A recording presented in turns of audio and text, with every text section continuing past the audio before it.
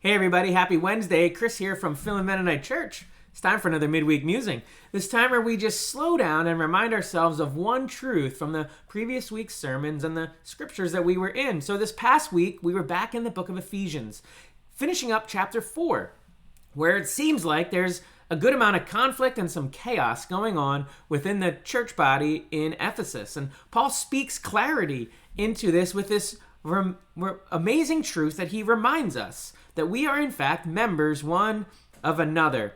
And that truth impacts especially how we handle conflict, because we don't want to inflict pain on others, because to inflict pain in the midst of conflict is to inflict pain on yourself, because we're members one of another. And so that had me thinking, had me musing, and it brought me to these nail clippers.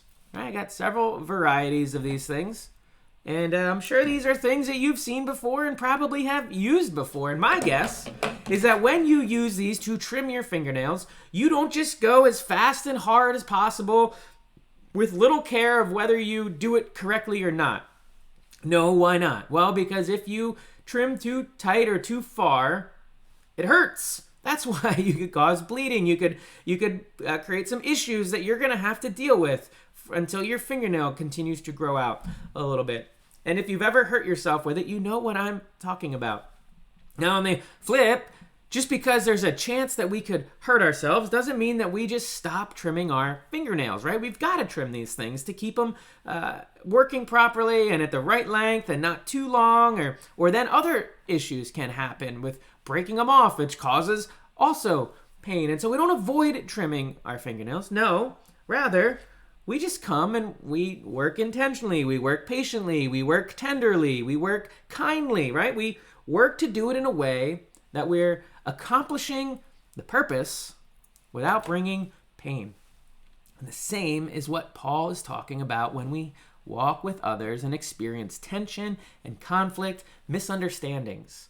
He says, don't just respond angrily. Don't be talking behind people's backs. Don't avoid it either.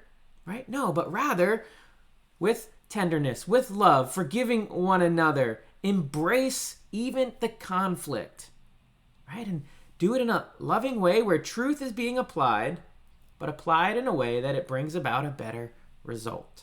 And so as you finish up this week, as you maybe encounter some moments of tension, some moments of conflict, some moments of disagreement with another person, remember, we are members together.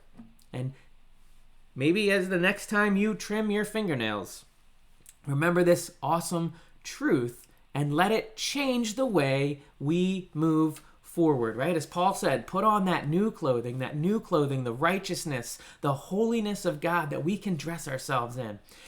And when it comes to conflict, we do that by remembering we are members together. So go this week, finish this week out, engaging conflict with truth, with love, with grace, with mercy, forgiveness, and kindness, and see the amazing things God will do even in the midst of conflict when we walk in his ways, when we wear his clothes.